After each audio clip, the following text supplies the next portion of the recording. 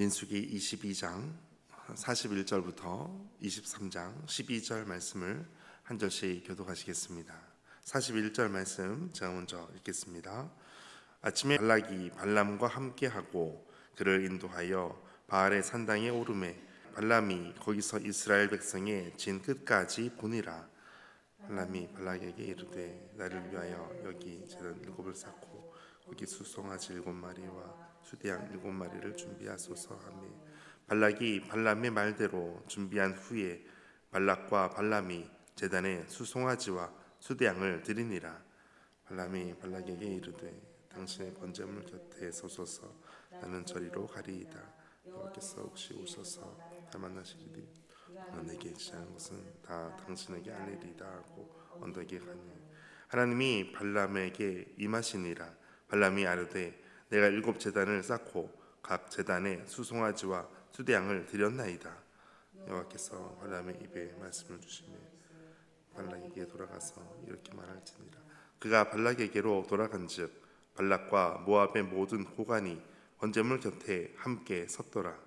발람이 예언을 전하여 말하되 너희 나를 에람에서 모압 왕의 동쪽 산에 데려다가 이르기를 와서 나를 위하여 야곱을 저주하라. 와서 이스라엘을 꾸짖으라 하도다. 하나님이 저주하지 않은 자를 내가 어찌 저주하며 여호와께서 꾸짖지 않으신 자를 내가 어찌 꾸짖으리야. 내가 바위 위에서 그들을 보며 작은 산에서 그들을 바라보니 이 백성은 홀로 살 것이라. 그를 여러 민족 중에 하나로 여기지 않으리로다.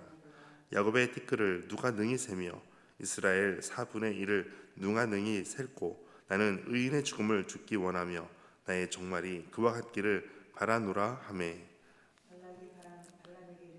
그대가 어찌 내게 이같이 행하느냐. 나의 원수를 저주하라고 그대를 데려왔거늘 그대가 오히려 축복하였도다. 함께 읽겠습니다.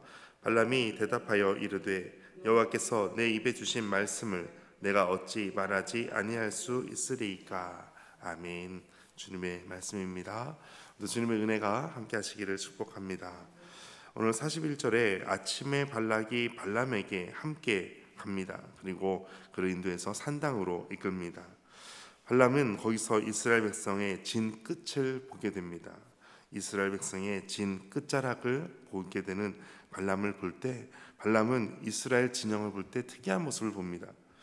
일반적인 백성들이 모여있는 군집대에 있는 모습이 좀 특이한 모습이었습니다.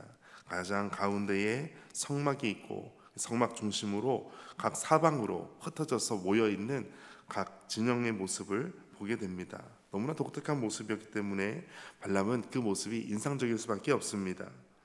이제 1절을 넘어가면 발람은 7 제단 7을 쌓고 거기 수송아지 7, 수대양 7마리를 준비하게 합니다.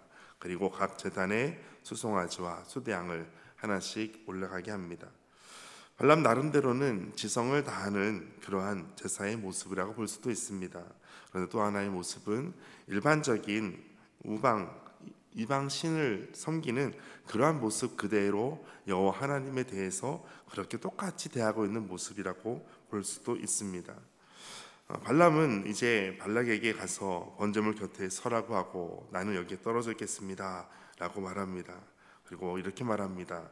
3절 가운데 부분 보시면 여호와께서 혹시 오셔서 나를 만나시리니 그가 내게 지시하는 것은 다 당신에게 알리리이다 하고 언덕길로 가니 여호와께서 혹시 오셔서 이렇게 만약 이방신을 섬기듯이 이렇게 한다면 내가 이렇게 정성을 다했으니까 여호와께서 혹시 오셔서 나에게 말씀하지 않을까, 또 말씀한다면 내가 그대로 전하겠다라고 이야기합니다. 발람이 하나님을 정말로 잘 섬기거나 정말로 경외하는 마음이 있어서 했다라기보다는 여러 가지 신 중에 하나로 여호와 하나님을 그렇게 생각하고 있다는 것을 알 수가 있습니다. 그리고 이제 하나님께서 그러한 발람에게도 그대로 말씀해서 임하시는 모습이 나타납니다. 4절에 하시는 말씀은 이것이었습니다. 발람이 먼저 하나님께 말씀합니다. 내가 7 제단을 쌓고 각 제단에 수송아지와 수대양을 드렸습니다. 내가 이렇게 여호와 하나님을 위해서 했습니다 라고 이야기합니다. 그때 여호와 하나님께서 발람에게 하시는 말씀은 이제 5절입니다. 5절 같이 읽겠습니다. 여호와께서 발람의 입에 말씀을 주시며 이르시되 발락에게 돌아가서 이렇게 말할지니라. 발락에게 돌아가서 이렇게 말할지니라. 그가 발락에게 돌아가서 이렇게 말합니다. 그때 모습을 보니까 발락과 모압의 모든 고관이 번제물 곁에 함께 서 있었습니다. 이제 7절 발람은 이렇게 전합니다. 발람이 예언을 전하여 말하되, 예언을 전하여 말하다. 예언이라고 하는 것을 히브리어로 보니까 마샬이라는 단어를 씁니다. 우리 음향기기 중에 스피커를 제조하는 회사 중에 마샬이라는 유명한 회사가 있습니다. 그 히브리어가 바로 마샬, 노래라는 뜻입니다. 비유라는 뜻도 있고 속담이라는 뜻도 있고 시, 어떤 담화, 예언이라는 뜻을 가지고 있습니다. 그래서 예전 성경 통합성경에서는 발람이 노래를 지어 가로되 이렇게 말씀합니다. 그러니까 노래를 지었다, 바로 예언을 이렇게 전하였다. 그 마샬을 이렇게 전합니다.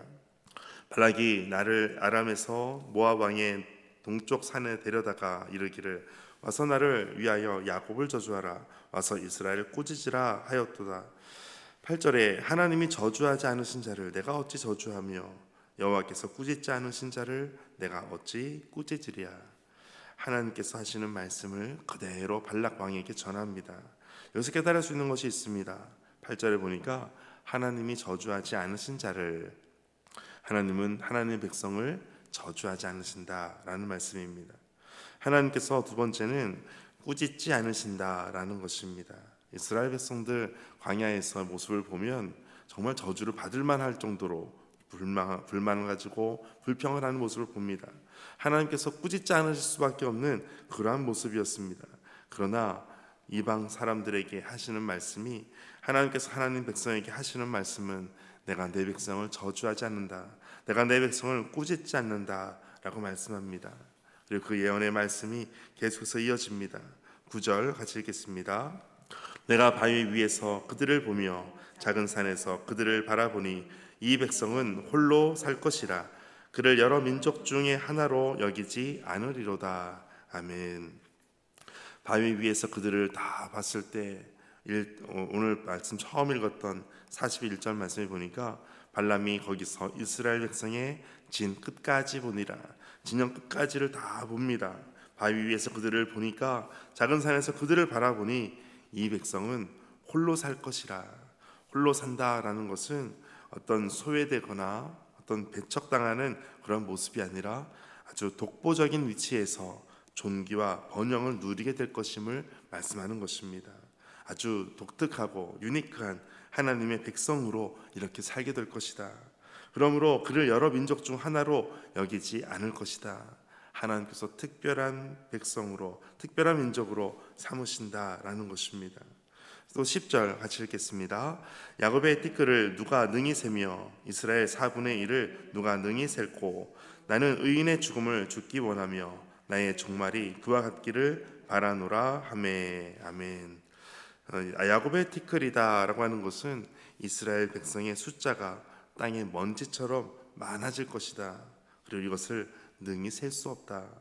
이스라엘 4분의 1을 누가 능히 셀고, 4분의 1이라고 하는 것은 이스라엘 진영을 보니까 성막 중심으로 각각 네 방향으로 진영의 모습을 볼 때 이스라엘 4분의 1조차도 능히 셀 수가 없을 정도다라는 것을 알 수가 있습니다. 그리고 이제 능히 세며 능히 셀고 반복해서 말씀하는 것은 누구도 셀 수 없을 만큼 그렇게 많은 민족이 될 것이다 라고 말씀합니다. 그리고 발람은 나는 의인의 죽음을 죽기 원한다, 나의 종말이 그와 같기를 바란다 라고 말합니다. 이 말씀은 내가 허망한 죽음을 죽기보다 영생을 확보한 죽음처럼 내가 특별한 죽음을 맞고 싶다라고 할 정도로 이스라엘을 보니까 발람 점수를 가도 이와 같은 생각이 들 정도가 되었다라는 것입니다.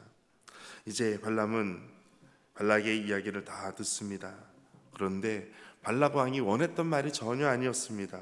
그래서 11절에 그대가 어찌 내게 이같이 행하느냐, 나의 원수를 저주하라고 그대를 데려왔거늘 그대가 오히려 축복하였도다. 오히려 축복의 말씀, 이것은 바로 하나님께서 발람에게 하시는 말씀이었습니다. 바로 이스라엘을 향한 말씀이기도 했습니다. 이제 마지막 12절 같이 읽겠습니다. 발람이 대답하여 이르되 여호와께서 내 입에 주신 말씀을 내가 어찌 말하지 아니할 수 있으리이까. 아멘.